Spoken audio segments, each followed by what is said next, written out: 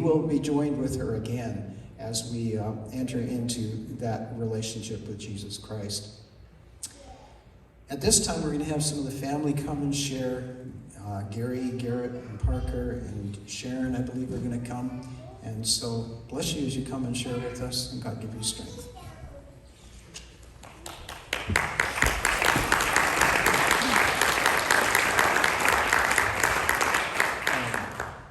I've mentioned to Keith that he asked if I had anything written down, and I don't. This is supposed to be a celebration, and Laurel loved to laugh. Laurel loved to, she loved to cry. She loved to smile. She loved life. Probably about, I don't know, it's like 24 years ago, I thought to myself, man, that girl's like living 3 lives. She's done so much, and she never wasted a day. She never wasted a day. I waste a lot of them. I gotta have couch time and stuff like that. Sometimes I can't keep up with her. But I have been holding on to her coattails for 30 years because she's taken me through some great times. It's supposed to be a celebration, so we won't cry, right, Deb?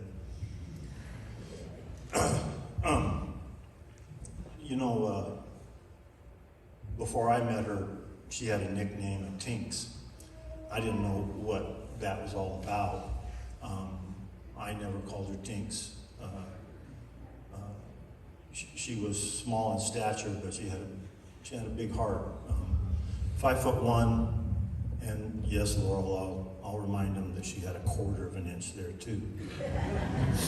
She earned it. I've been able to go through a lot of her cards that she's got from the 70s and 80s, and before I even met her, and so many, and even after, so many people have written her thank you cards for her encouragement to them.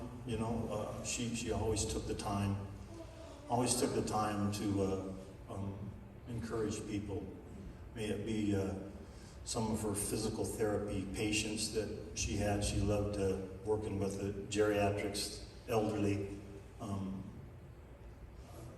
She would go on her days off and sometimes visit them, and I would find cards from maybe someone's dad that she was helping from the daughter or something like that. Thank you for going the extra mile. It wasn't about where she was going to end up. It was she really enjoyed the journey of life. She enjoyed the journey of running.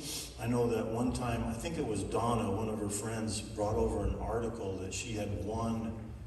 I don't know that she never bragged about what she did running wise, but I should have got her autograph.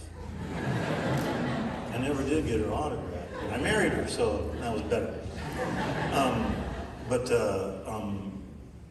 She won the Sound and Arrows race in that Tacoma area, and they had an article in the Tacoma Tribune, and they brought it and they interviewed her, and she talked about what a beautiful course it was. It was the journey. It's like, dang, it's the journey that she enjoyed. She enjoyed she enjoyed taking out the garbage. Carrie, did you smell that flower outside by the garbage can? And I said, no, I don't know there was one. But she would find joy, and she would find beauty in so many places, and she has so many great friends, and I just feel very blessed that I met her, because I wouldn't be able to be here and have all you friends. And I'm sorry if I didn't greet everybody.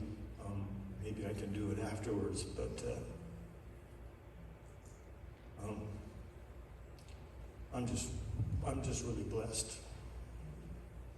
for all of you. Thank you for coming. And my son Garrett, I think he's going to speak, and I'm going to get out of here. So mine was way too short, huh, Garrett? You're going to have to take him slack.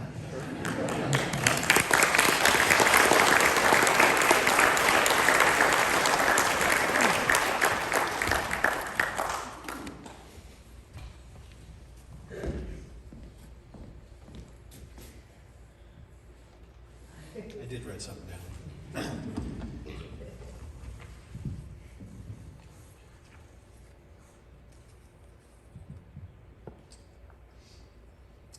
And I'm also going to try not to cry, but I am Laurel Boyd's son, so, you know, she liked to cry.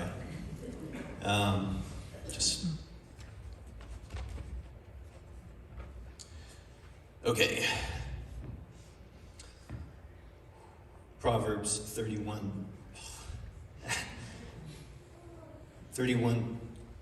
28 through 29. Her children rise up and call her blessed. Her husband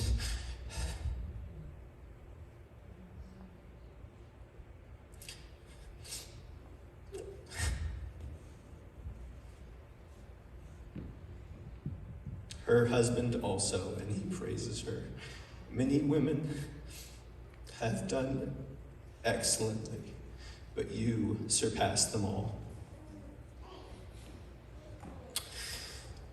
All right. Laurel Ann Boyd went by many names. To her oldest friend, she was Tinks. I never really got that. I heard it was like Tinkerbell or something like that. I'm not quite sure what it was. To her sister Sharon, I remember when they would pick up the phone and they go, "Hey, hey, my sister." And to the student she taught, she was Coach Boyd. To us kids, she was Mom. But my favorite name, the one that was most fitting, was the one my dad called her, Precious. And she was. Mom's life can be described using many words, one of which certainly is not boring. When she was a kid, she would take risks, going on countless adventures.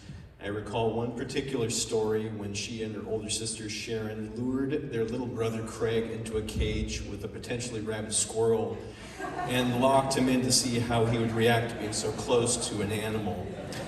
Naturally, her little experiment was frowned upon by her mother Claire and father Don. In school, she excelled both academically and physically, making close friends with other students and teachers alike. When we were going through some yearbooks, as my dad was saying, we found one from 1968, and a young teacher named Doris Brown wrote, "I'm hoping that this is so long, not goodbye. You have made my year and no doubt many other teachers most enjoyable. Where will we ever see another smile like yours? Being yourself, putting others first, sharing your own joy. These will continue to make your life worthwhile." She was only 14 and already shining a light on those around her. She attended Seattle Pacific University and was an All-American in the distance races at the school, meeting and forging many of her lifelong friendships that exist. Even now, as we look around this room, she always pushed herself to the edge and then often past that, was a great, phenomenal athlete, and even towards the end of her life possessed the energy and drive of a woman half her age. Her smile and infectious energy permeated the people around her. She met my dad, Gary, out of an act of kindness. Dad was suffering from a lot of back issues, and Mom, being a trained physical therapist, helped alleviate his pain, and the rest is history. A couple days ago, they would have been married 28 long, happy years.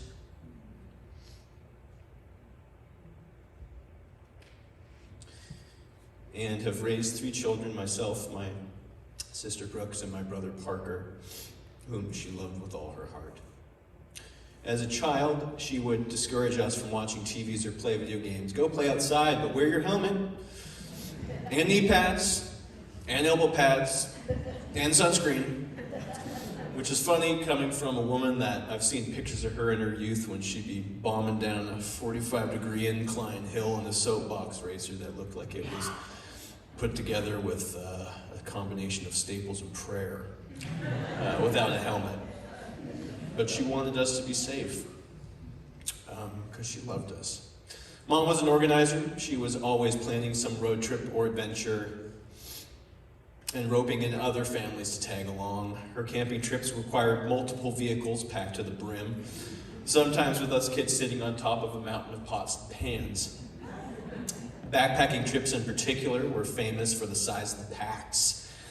I recall when us kids were all under 10, we were running up a trail with our packs containing probably only beef jerky and breakfast cereal, calling back to Mom and Dad, who were probably carrying packs that weighed close to 100 pounds apiece with equipment, to hurry up. But once we huffed and puffed up the mountain to the campsite, exhausted and hungry, once we set up our camp, we certainly wanted for nothing up there.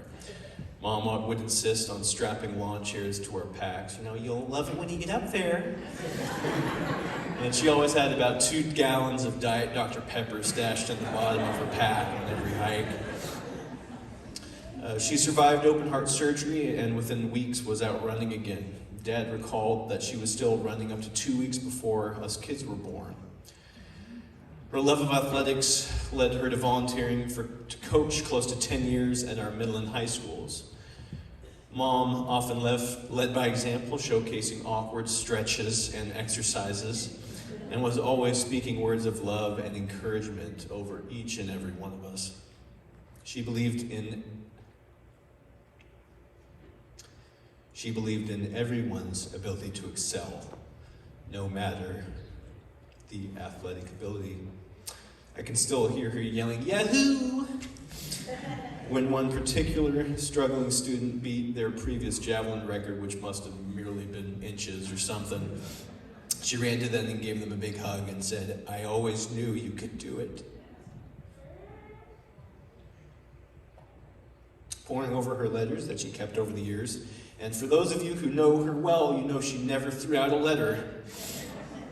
It's hard not to cry over the amount of appreciation and messages from students and athletes about how inspired they were by her, how much they loved seeing her at school and during the sports events. One student wrote, "You make me want to be a better person every day." She had an incredibly quick laugh and even quicker smile.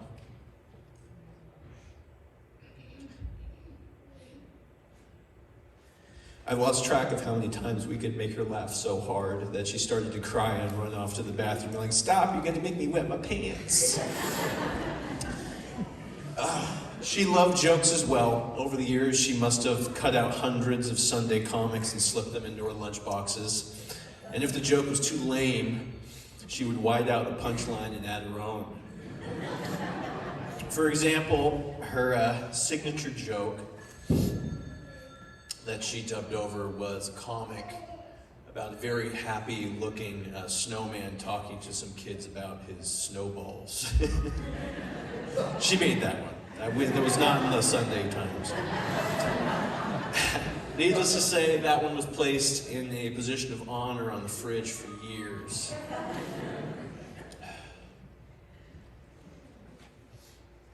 She was generous with her time, talents, and resources. I lost count of how many times she would provide free shoes to students who were without them, allowing them to compete with the rest of us.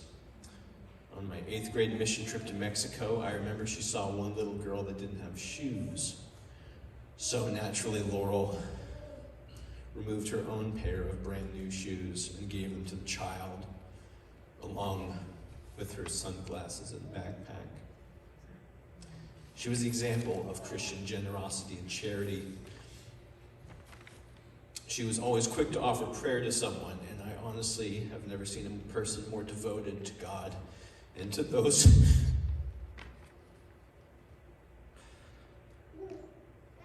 around her.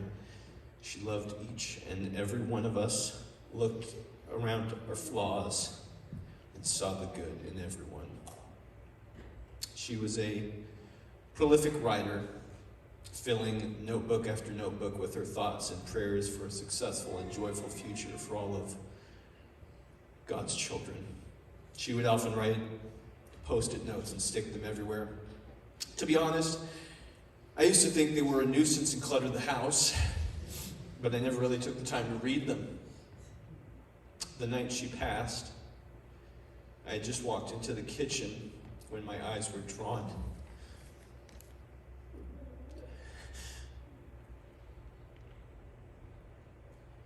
to a bright, pink, worn post-it note that says, in her handwriting, "It's my purpose to add value into each life I meet."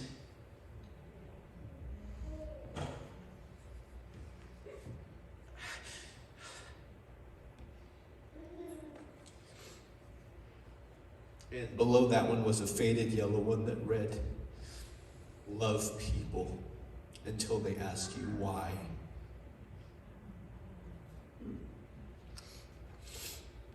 "2020 has been an incredibly difficult year for all of us, but it did have one bright spot. It allowed my family the time to become closer than we had been in a while. In particular, we were able to spend the last few weeks with Mom at home. She was cared for by my dad and her sister Sharon and so many others. In one of my last conversations with Mom, she told me, "Live your life to the fullest. Go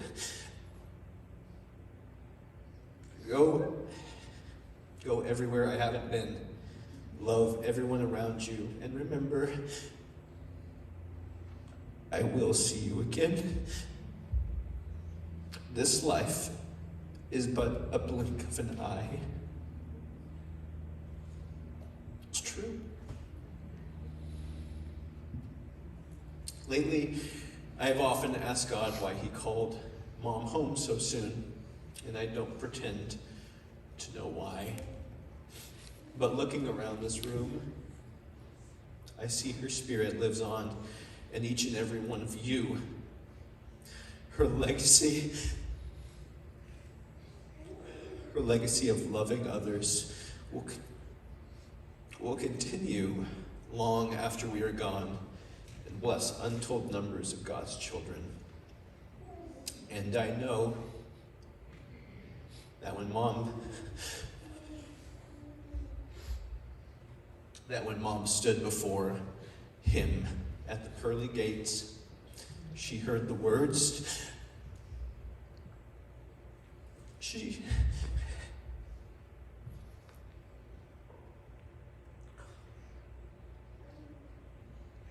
heard the words that she desired above all else in her life.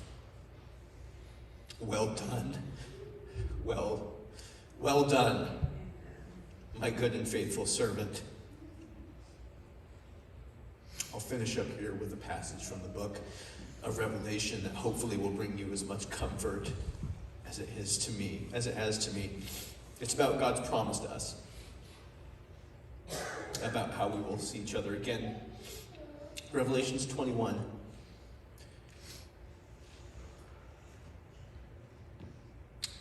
"He will wipe away every tear from their eyes, and death shall be no more. Neither shall there be mourning, nor crying, nor pain anymore, for the former things have passed away. And you will dwell in the house of the Lord forever and ever." Thank you.